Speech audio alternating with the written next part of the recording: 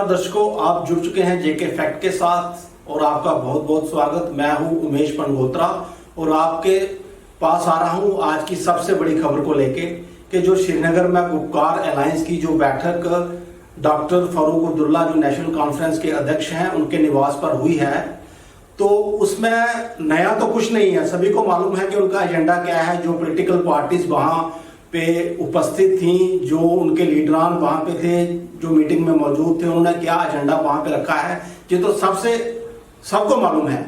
लेकिन चौंकाने वाला इसमें सबसे बड़ा तथ्य ये है कि शिवसेना बाल ठाकरे जो उसके यहाँ पे प्रदेश अध्यक्ष हैं और उनके साथ और एक नेत्री जो थी वो इस बैठक में शामिल हुए हैं। तो ये बड़ी बात इस बैठक से निकल के आ रही है कि शिवसेना बाल ठाकरे भी, अगर दूसरे शब्दों में कहा जाए तो गुपकार अलायंस का हिस्सा हो गई है।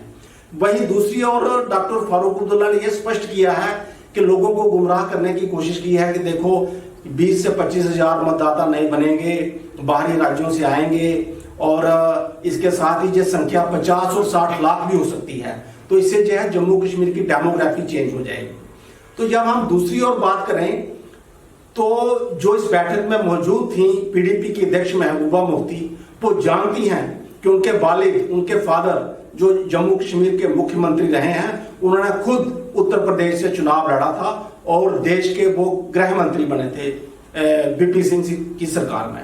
तो दूसरी ओर जो कांग्रेस के प्रदेश अध्यक्ष उस बैठक में मौजूद थे, विकार रसूल बनिहाली, वो परसों ही उन्होंने 2 दिन पहले ही प्रदेश अध्यक्ष का कांग्रेस का पदभार संभाला है।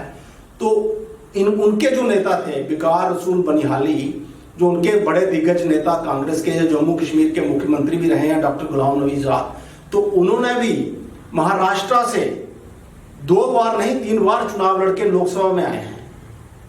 तो यहां के जो लीडर हैं वो बाहरी राज्यों में चुनाव लड़के जम्मू कश्मीर में मतलब आके सियासत भी कर सकते हैं, जहां बाहरी राज्यों में चुनाव लड़के केंद्र सरकार में मंत्री भी बन सकते हैं। लेकिन अभी तो शुरुआत हुई है, छोटा सा भी इसमें क्लैरिफाई भी किया गया है कि ये तो पहले भी तो वो होते थे, एनपीआर वोटर्स बनते थे यहाँ पे। जैसे लोकसभा का चुनाव होता था तो वेस्ट पाकिस्तानी रिफ्यूजीज जो थे वो उसमें वोट डालते थे, लेकिन विधानसभा चुनाव में उनको अधिकार नहीं था कि वो जम्मू कश्मीर के उनके नागरिकता का अधिकार नहीं था, स्टेट चेक नहीं थे।